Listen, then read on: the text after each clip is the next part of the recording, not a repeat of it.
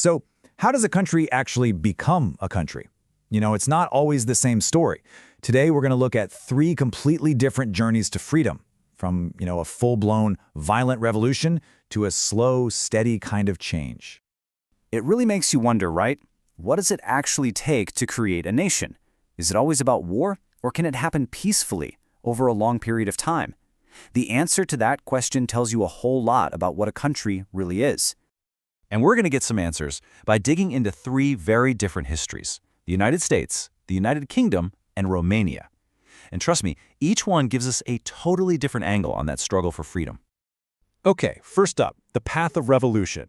And we're starting with the big one, the United States, a nation that was literally forged in the fire of a violent break from the old world. So what was the breaking point? Well, back in the 18th century, American colonists were paying super high taxes to a British government that was an entire ocean away. And the real kicker? They had zero say, zero representation in that government. You can just imagine the tension building. This was absolutely the fuel for the fire.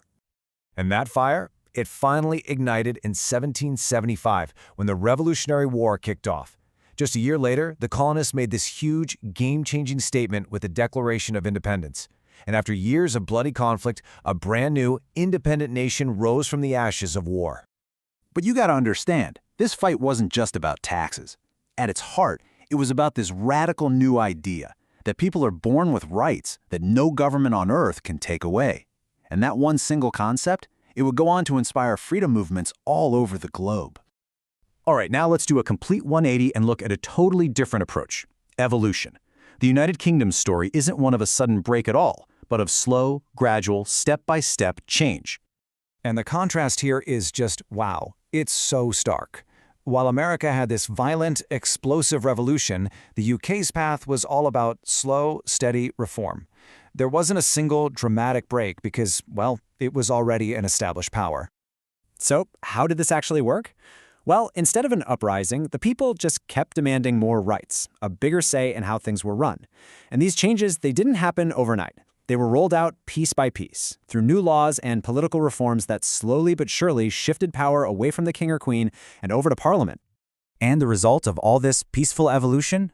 A really stable constitutional monarchy.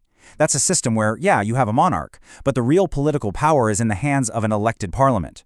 The UK basically managed to expand freedom for its people without the bloodshed of a revolution, and that created a powerful model for gradual change. Okay, our third and final path is what we can call the national struggle. And Romania's history is a perfect example. This wasn't about fighting an internal system. This was a fight to forge a single unified identity against some really powerful outside forces. To really get Romania's story, you have to understand this one key idea: national identity. It's that incredibly powerful, unifying force of a shared culture, a shared language, a shared history. For the Romanian people, this deep cultural bond was the engine that drove their long, long quest for a single, independent nation. And their main obstacle? It was huge. For centuries, the lands that would become Romania were dominated by foreign powers, especially the Ottoman Empire. So their struggle wasn't just for political freedom. It was a fight for the very soul of their nation against outside control. Two moments in their history were absolutely pivotal. In 1877, Romania officially declared its independence from the Ottoman Empire, a massive step. Then, in 1918, right after World War I, the historic region of Transylvania finally united with Romania, creating the modern state that we know today. So, what have we got? A revolution, an evolution, and a national struggle. Three completely different journeys, all aiming for the exact same goal: freedom. So what can we learn when we put them all side by side? Let's just break it down real quick.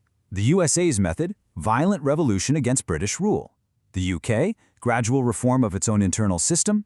And Romania, a long national struggle against foreign influence. See, three unique methods, all facing three very different kinds of obstacles. But for all those differences, there's one powerful common thread that connects every single one of them. Each of these stories, when you get right down to it, is fueled by that universal human desire for freedom, the right to control your own destiny. These historical journeys absolutely shape the world we live in, but you know what? The story is far from over. And that leads to a final, big question.